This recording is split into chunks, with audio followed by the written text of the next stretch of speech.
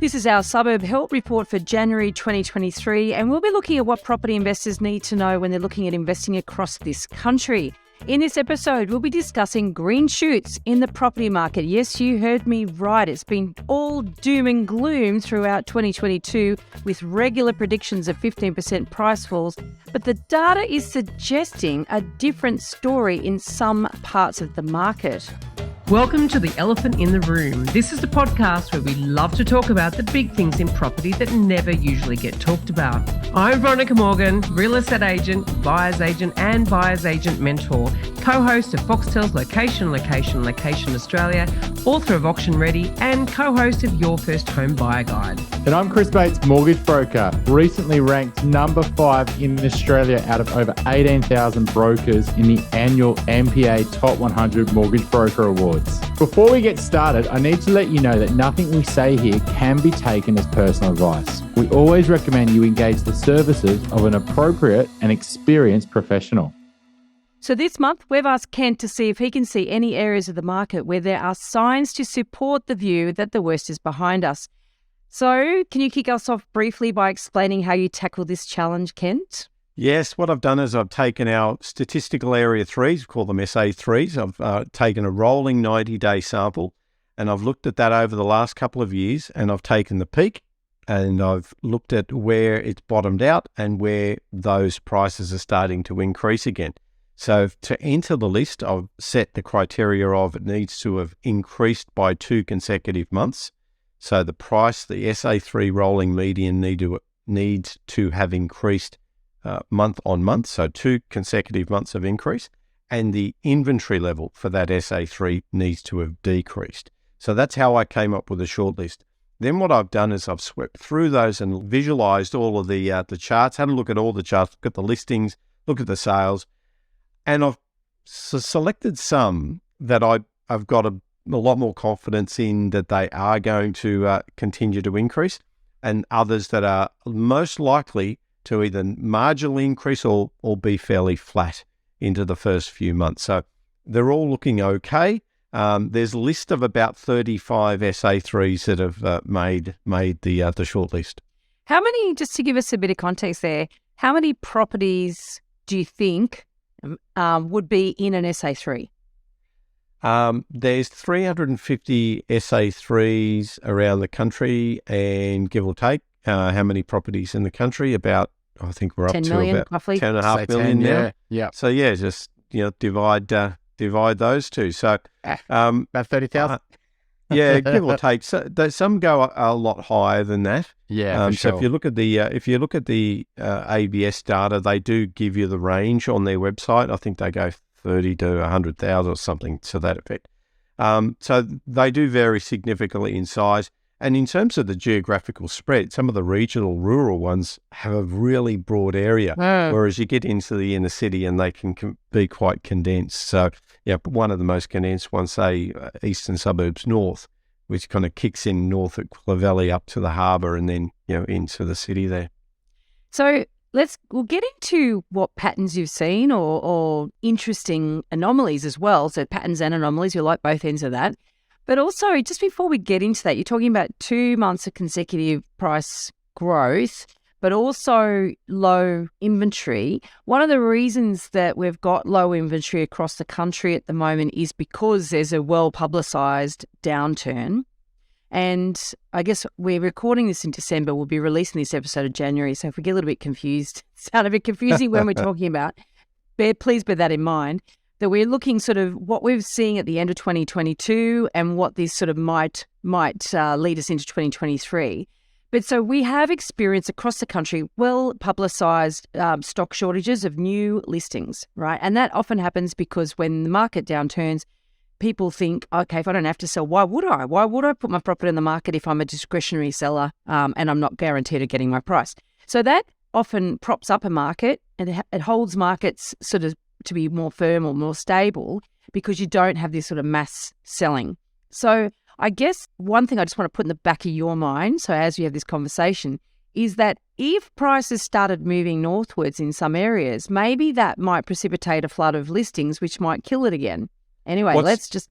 Yeah, it's interesting because I would argue most of the markets in our list, in the shortlist, have actually seen listings volumes increasing. Oh. So now the interpretation I have is that prices have fallen sufficiently in these markets to attract buyers.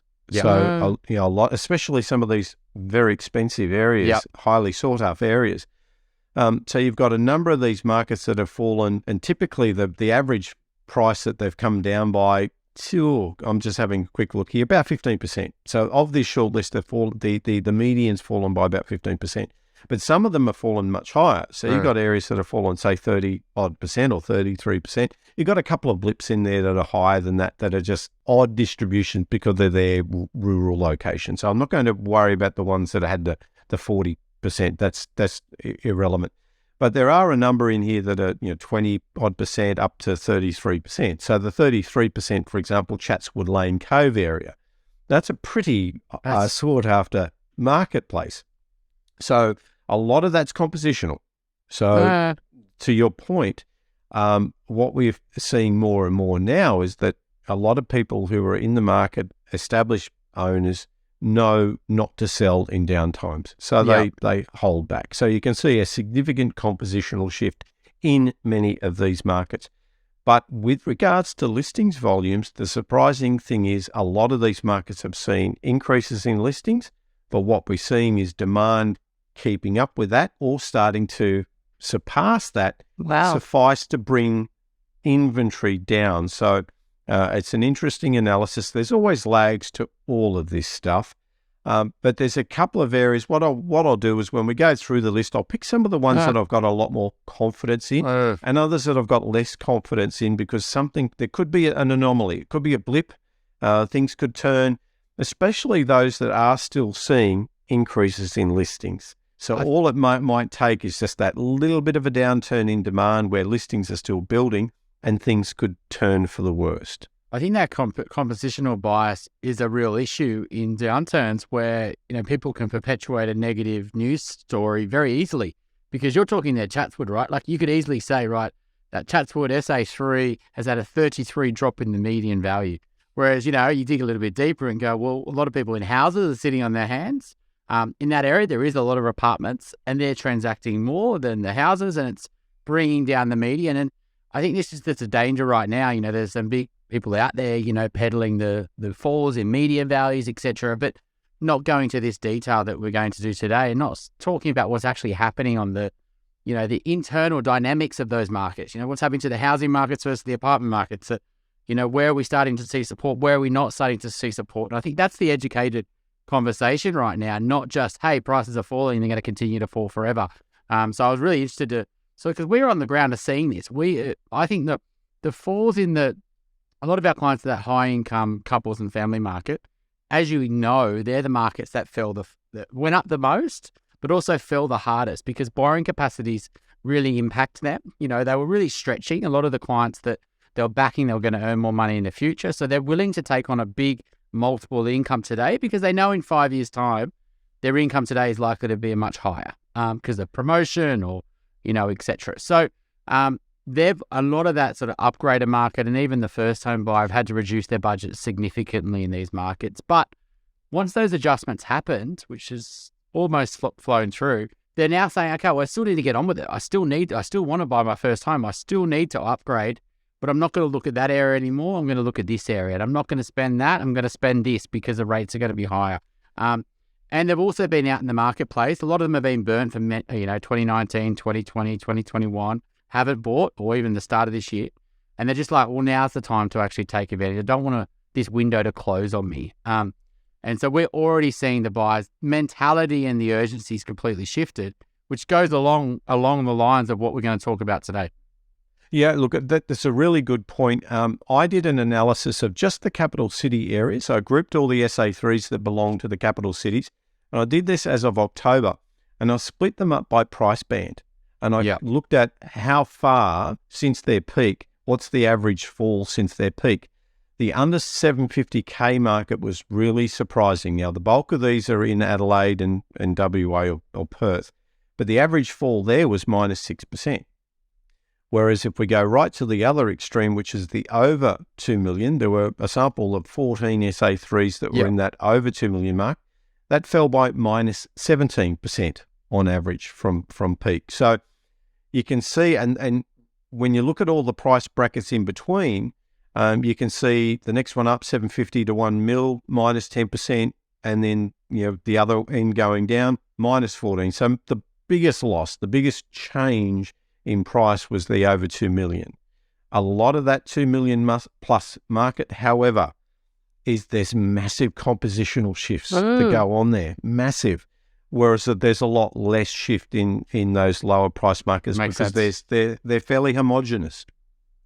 And the two things that really leapt out for me was that definitely the compositional, the variation or the distribution that's going to be in the more expensive properties, but also in that lower end. Obviously, you've got first home buyers that are in that lower end and will have to adjust their target property and their markets and all the rest as their borrowing capacity reduces. But you've also got investors in that marketplace. And particularly when you talk about Adelaide and Perth, there's been so much noise out there in investor circles. I tried to spend not too much time in investor forums, to be quite frank, but there's been a lot of bloody noise about those two cities in particular.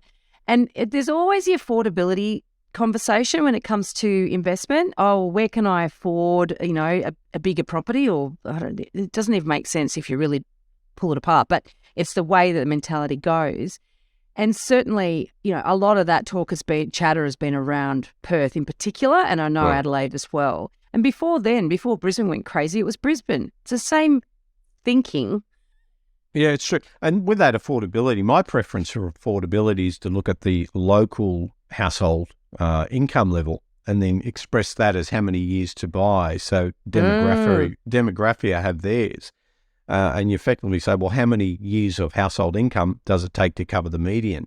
And use that as your affordability metric. And I've been increasingly using that. And there's some really interesting areas that turn up that if you set a limit of, say, 10 years and below, it does spit out a lot of interesting suburbs. I love that.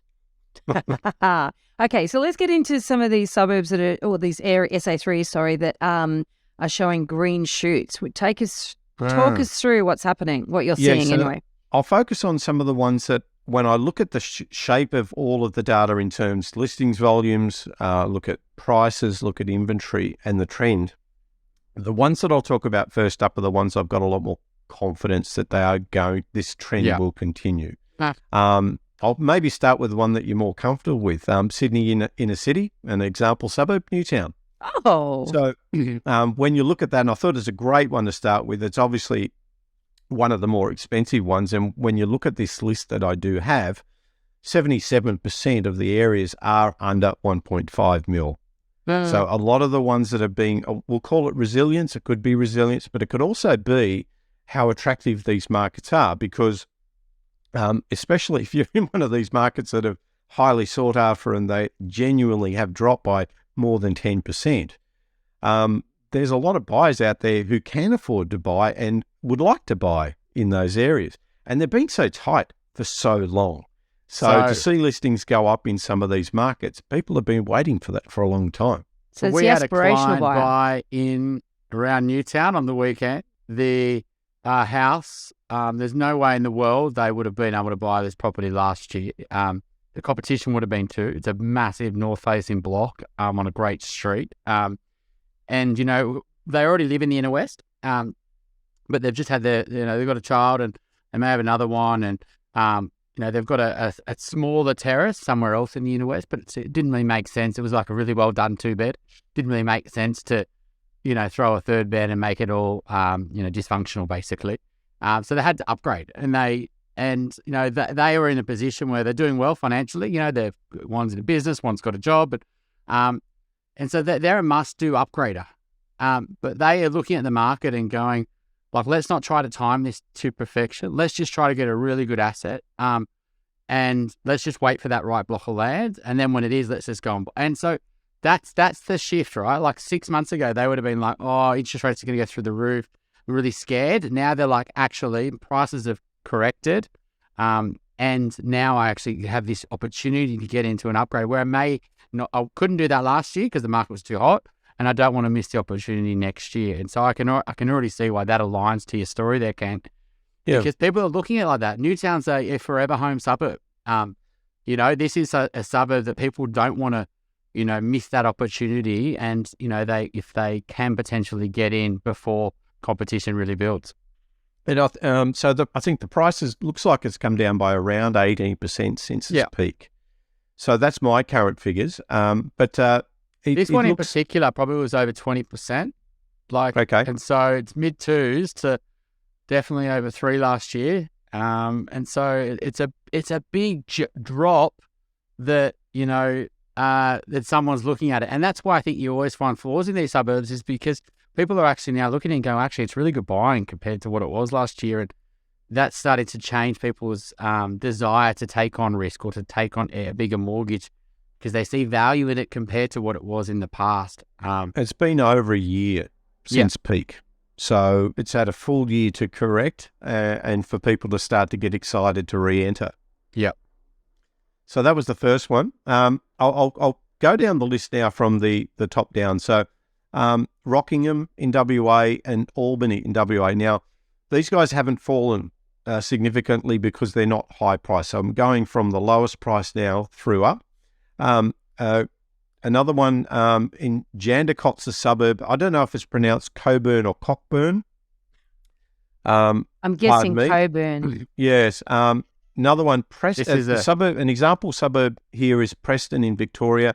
Darebin North is the SA3. Says another one. I'll get into a couple now that we're probably all a little bit more familiar with. Auburn in Sydney. Mm-hmm. So the example suburb. So the SA3 is called Auburn, but the sample suburb is Auburn. That one, excuse me, I've got a fair degree of confidence that that's actually turned the corner.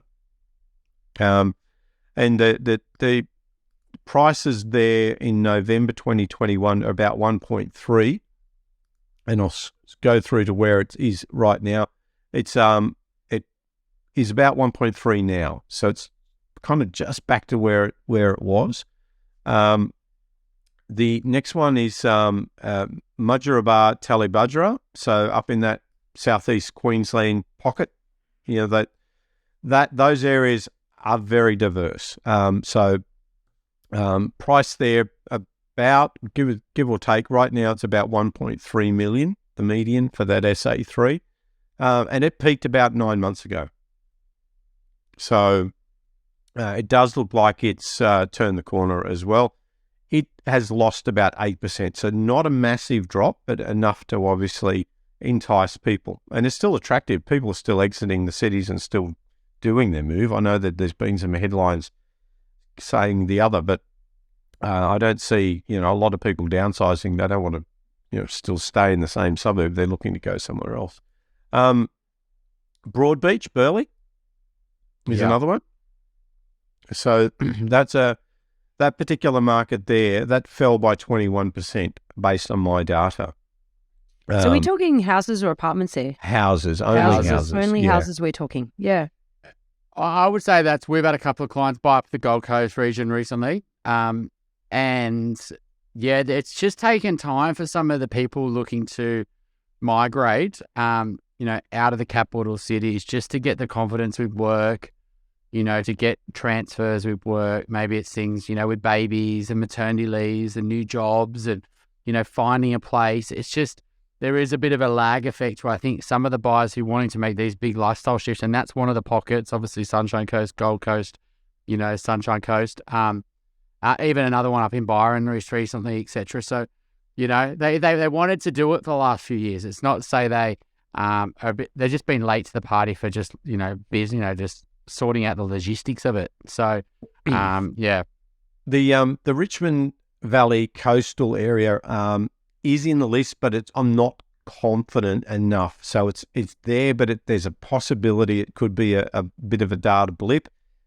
Listings volumes are still going up significantly, so it won't take too much for demand to come off the throttle for it to dip again. So again, it's in the other I've colorized my list here, and the ones that I'm not confident are in yellow. Yeah. A couple of more in green. Burundara, example, suburb Q.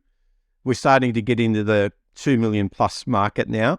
Ryde, Hunters Hill, so an example suburb, Hunters Hill, fairly expensive suburb. What's it at the moment? I'll just go and check what that area, the broad area, is about 2.6 million, the average for that SA3. Now it fell by about 15%. So in that sort of inner East Melbourne pocket, and this is it's not what you just read in the papers, right? Client literally tried to buy a property last week. Guy was low twos, who went 15 to 20% above the guide, and a massive they made an offer. It was like 15%, 5% above the top of the range. That was told by the agent, and that was a pretty good chance. It went over 100 grand more than that, just due to competition, multiple people. This thing was due for auction, but they created like an early bidder event. Our client thought they would get it, and absolutely devastated. But it was a top quality asset, a great frontage on a great street, a great block, great reno potential. And it just went hot. Like it's just anyone else, So, when you look at all these sort of big media stories, markets falling, etc. Well, how's that? When you go to try to buy a property that's that quality in a suburb, look what happens in this market. So that makes sense to me, Ken, that you start to see support there as well. Well, so especially these areas that do look like buyers are coming back in, but listings are going up. What that does tell me is that it offers up some higher quality streets. Back to the top streets argument too. So knowing, where the better pockets are, and suddenly finding stock that you haven't found for the last few years, probably longer than a few years, like 5-6 years. It's been rather hard to find anything. So that's the list that I've got. There were the ones that I was fairly confident that entering into 2023, the prices will continue to go up. There's a number. Before you sort of move into the yellow list, yes. What gives you the confidence? The trend line looks like the listings volumes aren't going up so much in the ones that are in the green. So the slope or the shift in listings volume isn't increasing that rapidly. So that if there's a slight dip in demand, it will bring your inventory level back up. Whereas the yellow list has a fairly significant increase in listings volumes. Right. So it won't take too much in terms of demand to ease back for things to slip. Got it. Because and this is something that we can get confused, or we can forget that listings and inventory are two different things. Listings being new property coming into the market, and inventory being the total amount of property available for sale. How many months of inventory. So the theory being, if nothing else listed today, how many months would it take to clear the shelves? Yeah.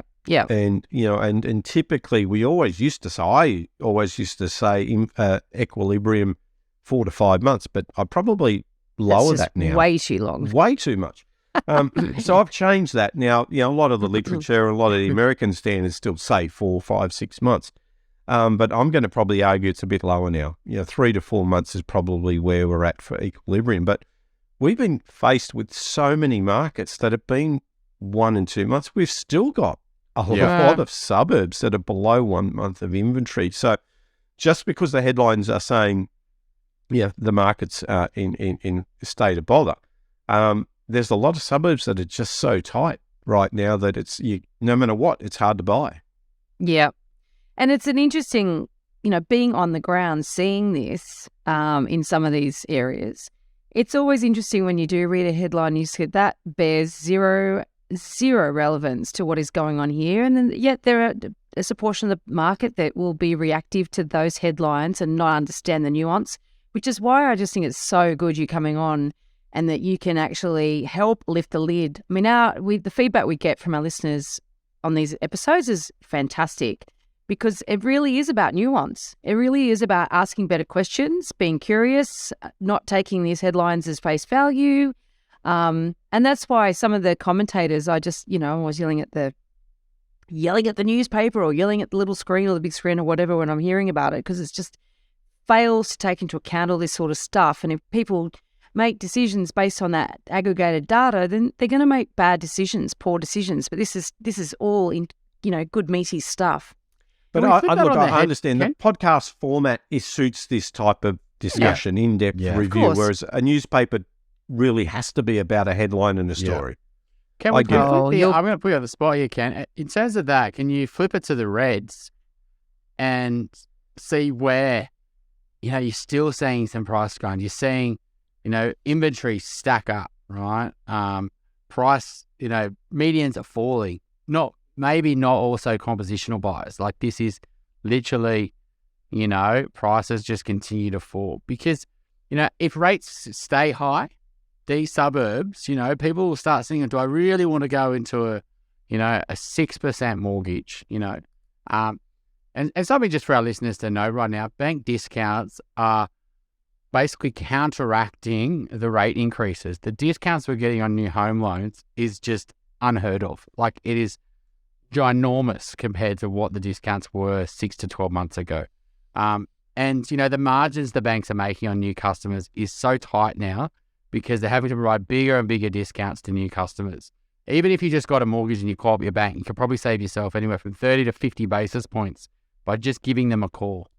They're all providing an amazing retention policy. We're going through every single one of our clients right now and just lodging pricing. And some of them are getting 60, 70, 80 basis points off their mortgage just by us asking for better pricing because the banks are so scared of losing customers right now. So, and so, yes, rates are going up, but then also their customer rates are actually coming back down to offset the rate increase you're increasing. Yeah, you're getting a better home loan rate. So where are those sort of areas though, Kent, where, in a world of 5-6% interest rates, which we're probably almost there, maybe another maybe one more rate rise and we're in the fives, just because a lot of customers are already paying 5s and 6s, because they're on old rates, but new customers, where are we seeing where people are going to say, hang on a sec, do I really want to go into a $700,000 mortgage and pay 5% interest rates to buy that property? And I think the other thing is the rental shortage is actually forcing people to buy. I've got a few clients, even the one this morning, the stress around renting right now and, trying to rent a one better in Sydney, like $700 a week. He's like, well, I've got that place. I might as well just move into that one. Like people are just anxious around renting just as much as buying. So it's forcing a lot of people just to buy rather than rent, which is obviously not a great decision sometimes, but that's also supporting the market, I think, where people are going, well, I can't even find a great rental property. I might as well just buy something. There's a number of areas that have only really peaked in the last couple of months or are at that point where they could be starting to fall. So there's at least 45 areas that have only really peaked in the last 2 or 3 months. So they're late to the party. Late to the party, Right. Or it could be a data blip. It's either or. So where But you there's do 45. It's quite a lot. So it's quite a lot. Is this a lot in SA and WA? I'm just looking through now. Look, there is. You've nailed that. WA, SA were very late to this, and Takes a long what time I'm going for to news argue travel, is that, I guess. and if they're not an expensive area, I don't believe their dips will be substantial. Yeah. Because of the other analysis we've done Right. so far. So I don't see the 20% being applicable to an area that's got a median of 350 or 400K. So there's certain areas, Butterham and Bundaberg at the lower end of the list here, and I'm looking through Ipswich and Beaudesert. So a few of these kind of areas. Again, I think that they are yet to dip, but I just don't see it. So you've almost got to isolate the areas where the prices are above 1.5 to say where will the biggest dips happen based on that earlier analysis. So, I would need to probably filter it and do it properly. Otherwise, I'll make some blanket statement where I'll trip up. But in summary, there's a lot of these areas that a lot of them that are late to the party. that are about to have peaked or about to peak. But so many of them are below 500K that I don't expect much more than 5 or 6%. And in a higher interest rate environment, because you still wouldn't call this high interest rates, would you? Higher interest rate environment, of course, the appeal of that lower price point for both people trying to get into the market and also investors is a little bit enduring, isn't it? Well, yeah, I've got a theory here is that with interest rate movement, affordability goes down. So therefore I shift from the highest price, what I could afford, I move down. So I either shift down a gear in terms of house selection, or I shift down a gear in terms of suburb selection into something that is now within the realm of my affordability. And I think that's the reason why the lower end price segments have held up well is, yes, they've lost demand, but they've gained demand from a higher bracket that's re-entered. Yeah. Which, when the dust all settles and we sort of get used to this new reality, is that sustainable? The affordability argument it's taken on a whole new realm now because we've got so many people that are effectively spending every ounce that they can get their hands on.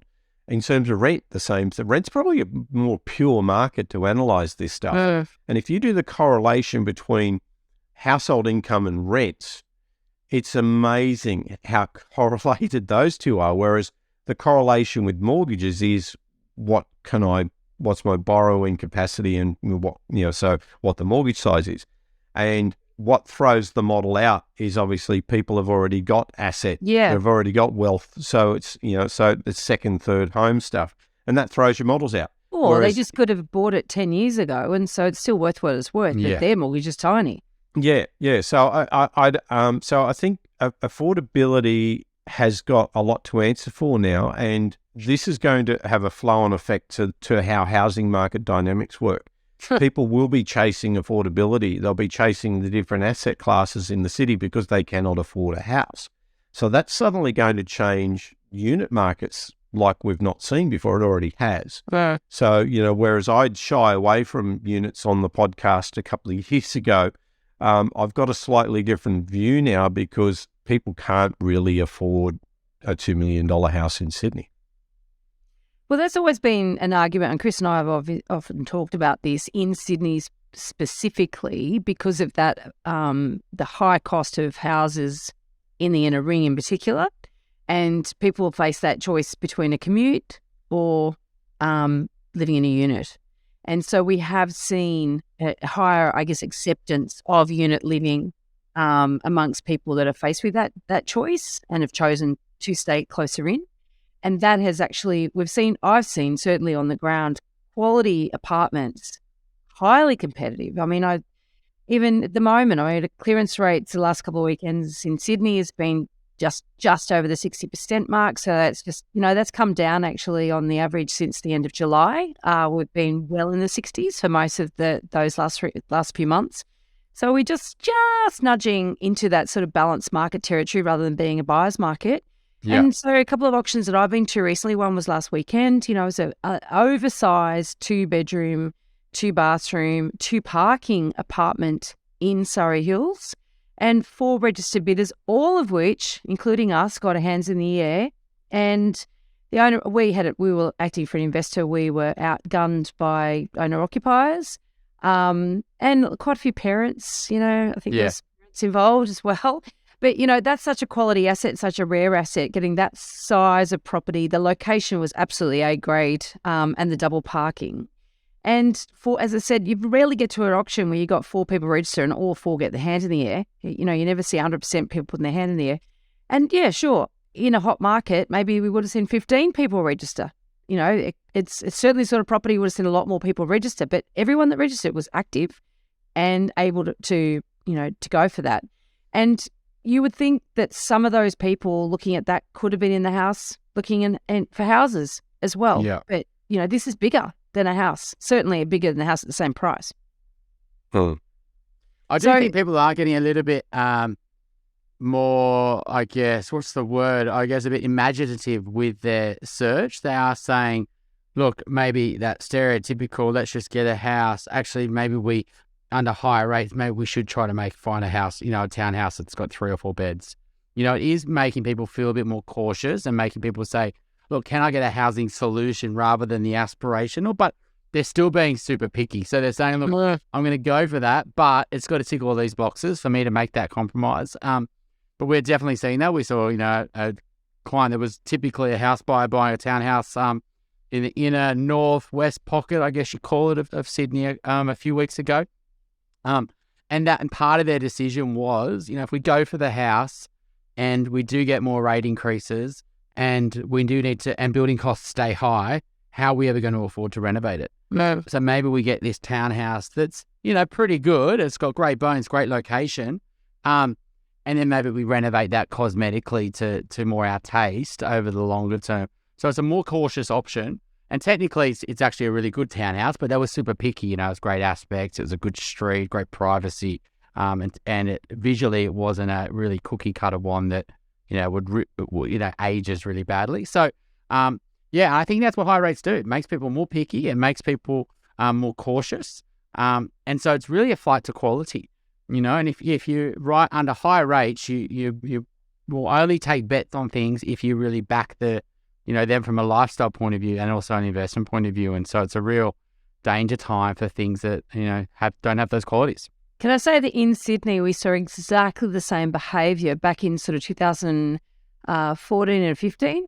So that was relatively early on in the last boom, and interest rates were potentially around about what they are now, actually, because there was 10 years of sort of falls, so potentially similar sort of level to what they are now. And we absolutely had clients that were making that decision between going further out to a bigger home or having to buy something that was absolutely unrenovated. This is before we had the pressures of building costs the way they are now, and before we had chatter around rising interest rates as well. But that decision is often a very legitimate and quite a common fallback position, is to go for a townhouse in these areas. So that's why, the unit story in Sydney is complicated, because then, not far away from some of these, you get mega cities like, bloody Mascot. You drive through there, it is like that's not what we're talking about here. And I think our buyers are actually, just on that point around the Mascot, I think buyers are a lot more educated now. Like, I think, when we're talking to clients who are looking at the apartment market, they say, I don't want to go anywhere near that type of high density. Like, 4 or 5 years ago. But that might be the type of client that goes to you. You know what I mean? Clearly, things still get built. Somebody buys them. Yeah, they do. But I do think, the building issues have been pretty well publicised. A lot of people have maybe had that or had friends and have seen the growth of those and the differences in housing. I think a lot of people have sort of seen these communities build and the buildings age and think, look, I want an apartment, but I don't want to be in these pockets. I do think maybe it's not, maybe it's a subset. But, I definitely think, whereas before we were having to educate in a lot of detail around the issues around off the plan and high density and more supply, people are coming with those learnings. Maybe they're coming from, more informed sources. But I think they're our listeners, and our listeners are totally not convinced by now. Maybe it's very true. Ken, let's talk us through those yellow locations, because people can get hoodwinked by this sort of some green shoots in areas that may not be that it could just be a blip. It could be a blip. So and the charts indicate that. So the Grampians sample suburb there, Horsham, we fairly low price there. We're talking $370,000 median for that area. Mildura as the next one. Tea Tree Gully, and includes suburb such as Tea Tree Gully. That's one that's been a bit of a darling on a lot of the metrics that I've been producing for a couple of years now. So it's been an investor favourite. It's 630 now. Last month or October, so this was November's figure, was 630.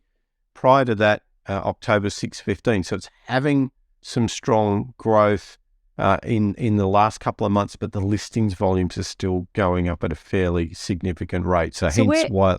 Where is that, and why? What were the metrics?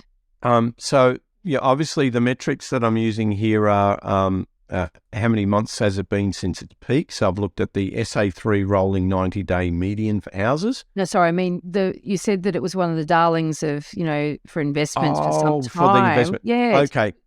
Where is it? Is it in Victoria? No, it's Adelaide. It's an Adelaide suburb. Okay. So it's so some of the metrics that made it continue to stand out over the past years was falling inventory. So as people were discovering the place, fairly low price, reasonable income, household income relative to house prices. So the affordability metrics look good. All the rental data looked good and still do. So if you look at vacancy rates and rental growth rates, etc., so your yields were good.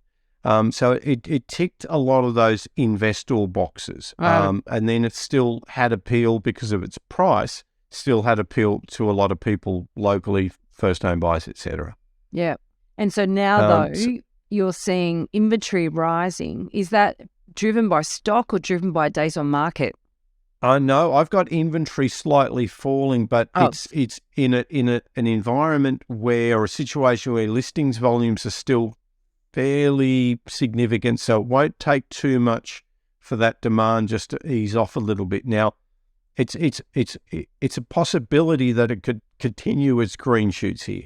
It's just that these are the ones that I've got a lot less confidence saying it's going to charge into 2023. And a lot of that would come down to who is actually buying there too, wouldn't it? Like if it's really largely driven by investors, then that is way more vulnerable than if it's driven by locals. Yes, and it's still turning up in all of my investor reports as well. So I can see that the investors are still going to be drawn to it. Yeah. Here's I think one the that's thing with interesting. investors, there are some counter-cyclical investors, but the predominant amount of investors out there, especially under really tight borrowing capacities where they're capped out. So the typical investor cohort's always trying to stretch their borrowing capacity. They're all capped. Like borrowing capacities are fallen 25, 30%. So what they could have borrowed last year, even if they had buffers left over in terms of more capacity, that's been wiped out. So you need new investors into the market, and new investors will only come into the market when there's the FOMO. Like investors just typically enter markets late. Once they feel like they're missing out. And they'll sit on their hands because there's no desire to buy because there's not a lifestyle problem they're trying to solve. And so I think you're right. Any areas that are typically driven by more investors coming to the market, not first home buyers, are going to struggle because they're going to be late to the party in terms of the bounce back in growth. And so I think it's a really good point you make, Veronica. It's really going to depend on who are the buyers in that marketplace right now. What can they afford? What are their incomes? How can they sustain higher interest rates? Is it a good option versus renting? And if you start to see that seesaw start to go more to let's buy, even if prices have come down, you start to really see some support for the market.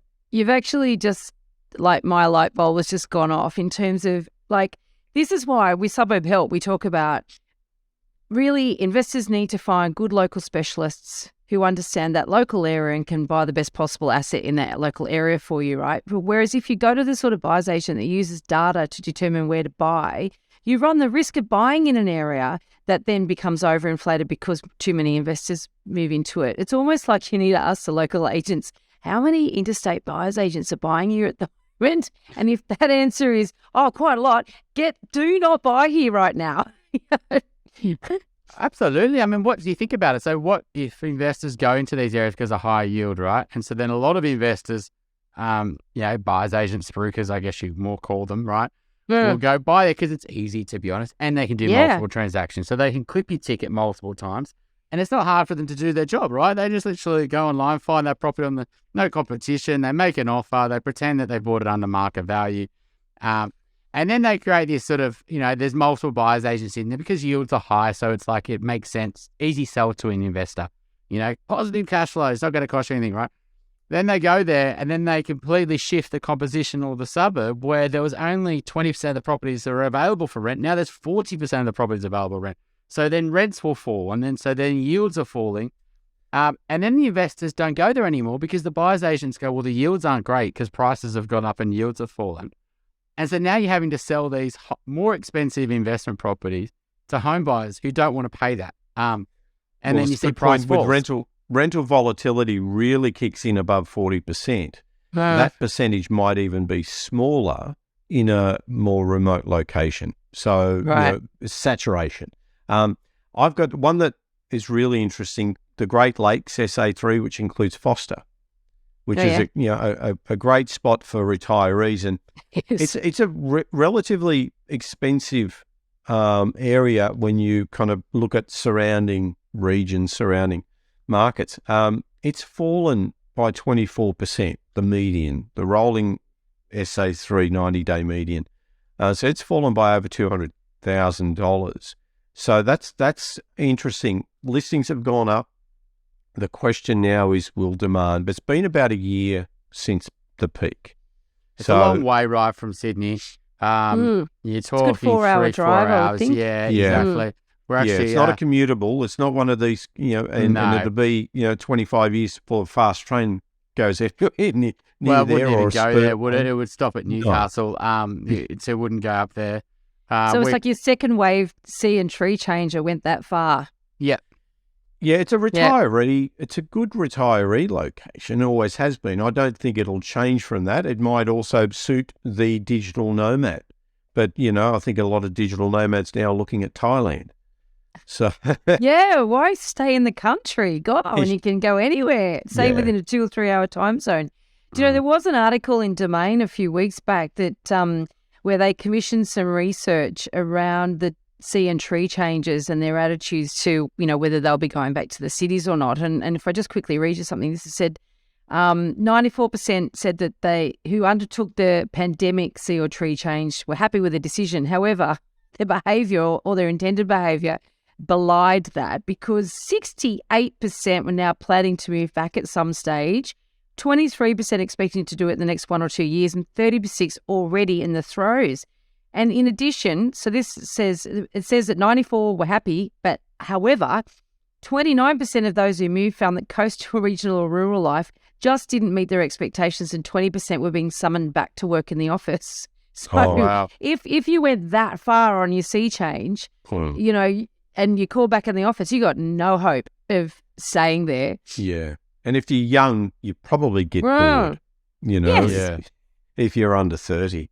But a lot of people, with COVID, it drove a lot of these sort of, I guess it's sort of like, it's aspirational on one hand, but it's escapist sort of idea that, my life's going to be better if I get out. And, and we all harbour these sort of ice cream liquor type, you go on a holiday and you look in the windows of the local real estate agent and think, wouldn't life be easy if I didn't have all this stress and everything? I think a lot of people jumped on that, but it's like so short term. When you look at that research, it says there's 68% planning a return at some point. So it'll be interesting to see how that pans out. They're the ones who, in that world in 2020, 2021, there was immense FOMO, and then they got their capital city mindset that everything's I've got to get in the market, and then they bought the poorer properties, the poorer streets, the townhouse, the apartments, the real rural locations that the locals don't want, and they paid over the odds to get in the market, and they don't want to be there. They have to get back to the city, and there would definitely be those stories out there, right, where they basically are a prison there because they had they saved up really hard. Maybe they got their 100 or 150 grand, right, and they put that in for the deposit, but then that got wiped out because of stamp duty, and then the prices have come back, and they want to come back, and so I think they're the ones who are really they basically went down there and didn't try before they buy, and got caught up in the FOMO, and then didn't know what they were doing from an asset selection point of view. Are going to get really burnt, unfortunately. What I might do is an analysis of a lot of these locations that fit that bill and look at their last listing date to see if people are churning, see if the properties are churning. That could be our next Suburb Help. I think that's a great idea, Kent. And let's do at least 2 hours from the city, to talk about that, those pockets. So maybe the Jarvis Bay, sort of Nowra pocket to the south. Well, that's interesting. That particular area, I think, is it's going through a bit of a challenge right now. Absolutely, We've for lots of reasons, I think that's definitely going to happen. And 2 hours north of Sydney's a little bit hard because you get into Newcastle and we're sort of seeing still buyers go up there, to be honest. But there's a different momentum happening now. There's speculators because of the fast train talk. So it's a big discussion point now. And Kent Lardner's almost like Renee Rivkin, pumping up the Newcastle economy Absolutely. with every episode of Suburb Trends. Oh, it was funny. I was going to the gym at Randwick one day and he pulled it up. He was sitting in the back of his rolls and he looked me up and down. I felt dirty. Was he going to hit you up for some property advice? It was funny. I thought, well, give me some advice first. Okay, so a couple extra yellows. Richmond Valley Coastal, Yarra, which includes suburbs like Fitzroy, Brisbane Inner East, Norman Park. So again, they could surge, but again, just slightly lower confidence. Baulkham Hills and Ku-ring-gai, which includes Pymble. I reckon I'd give you some stories on all those. Fitzroy, North Fitzroy, for example. Won't say the street or anything like that. Absolute dream property, dream frontage, north-facing rear, big block, great, heritage features, great neighbours. This was a cracking property, and I looked at the price guide, I thought, well, far out that. If that prices have fallen that far in Melbourne, I would be shocked, because it was like low 1 millions. This property went 25% above the price guide. It went in 3 days, and it had like 10 plus people wanting to buy it. My client was in it, and they went. What'd they go? They would have went 20% over the guide, 15-20%, and they were still nowhere near it. And then they went for another property the next week. Convinced them not to go for that because it was, they were that wounded bull sort of story where they've just wanted to solve the pain. But, fortunately got a property, last week and still under competition, still above the guide. But, it wasn't, so that would be supporting prices, because you could already see that people are missing out on properties, right? And they're already back into the suburb, not want to go through the pain. Low listings, competition's building, the frustrated buyers starting to build. And the Baulkham Hills areas also makes a lot of sense to me, that Pymble area. A lot of people don't want to go really regional, but then they still want a bigger house. But and that pocket there does suit, sort of the family market, and it's a good price point in terms of about 1.8. Yeah. Your typical price there, but Ku-ring-gai's an expensive one. Obviously, you're looking at high 2s, 3. So because the blocks are so large. But on that Melbourne point, I did see a story of a fellow who did the sea change and moved back to Melbourne because he found Melbourne was much friendlier. He missed the culture. Well, there is like with anything, when we chase something else, we're letting go of something. And often people don't sort of really sit down and work out what they're letting go of when they're moving towards something. It's only when you get there that you sort of realise that. Point. But it is interesting around the quoting. And certainly in auction areas, where a property is quoted is really critical for getting the competition and really getting the right buyers all lined up, right? And even for getting, if it's only one buyer, it's getting that one buyer in the door. You overquote something in a hot market, you do ruin your campaign, you don't build up that competition, but you're going to find a buyer pretty easily. You overquote something in a slow market, buyers they won't go anywhere near it. They'll be thinking, I don't want to add 10% to that or whatever, right? So this is a problem for agents who want to do the right thing, but they can't if they actually want to do the right thing by their vendor. And that is, I've had lots of off-the-record conversations with agents around their quoting, their approach to quoting in this current market. If you remember, we interviewed Matt Hayson from Cobden & Hayson a few weeks back, maybe 6 episodes back or something, maybe 8 episodes back. Smart guy. Even he talked about it. He's smarter than your average bear. He talked about the importance of getting that quote right. So, and look, everyone plays a part in this. I'm not an advocate for underquoting, but I understand why it happens. And buyers don't reward agents who quote accurately or make a mistake for that matter. And sometimes agents do make a mistake. And so the lower quoted properties, if they're a good quality asset, they get competitive, as we've just been talking about. So it's no surprise to me that these properties are going 20, 25% over the guide, because the guide has to be that low in this sort of market to entice all the buyers in to play the game.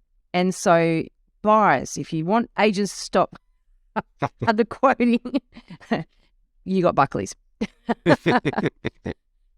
But if you're looking for opportunity, just disregard what the agent is quoting for the moment. Exactly. Look at the property yourself and make your own mind up on value, and then you'll see opportunity. Absolutely. And that's what the advice was to these clients. It's like, don't worry about the guide. Like, do your own research. Look what else is selling. Look at what you can afford. Look at the market and go, okay, actually, if I got that at that price, I'd be happy. Forget about because as soon as you start, especially on these type of properties, because the reality is everyone else is knowing it's underquoted as well. And and you got to be under competition. And so you better put your foot forward. I think that's the first situation. They were a little bit hesitant doing that. Then the next time, they're the ones who are on the front foot, and they're the ones ultimately that bought it. So I think you've definitely got to have that mentality, kind of like you would in a hot market, in a down market. You just got to be super specific on what you buy, and really be patient for quality. Yep. Anything else to add there, Kent? No, I think I've summed it up. Probably the biggie is the under 1.5 mil was dominating this list, and the under 1.5 mil dominated the initial list, which was the price performance and how much they've fallen since their peak. So, as I said, I think affordability's taken on a whole new meaning. Interesting. Well, we're at the cusp of a whole new year, so it'll be very interesting to see how this all pans out. No one would have really guessed, the last 3 years, 2020, 2021, 2022, so you're full of surprises, all of them. I can't wait to see what this year holds for us. It's kind of normal. I think everything that we're seeing is just heading back to normal. Absolutely. And what is normal? Well, you can find a house if you want one. Yeah, just the shit doesn't sell quickly. It doesn't sell for lots of money, and the good stuff sells quite easily, and you just got to be vigilant and diligent in your search. If you have a question that you'd like us to answer in an upcoming Q&A episode, you can send us a voicemail or written question via the website, theelephantintheroom.com.au, or you can email us directly at questions@theelephantintheroom.com.au. If you like what you're hearing, please share this episode with others you feel would benefit. And while you're at it, why not leave us an iTunes review? 5 stars would be great. I know that sounds a bit cringy, but we have it on good authority that every review helps make it easier for other people to find out about us and hear what our amazing guests have to say.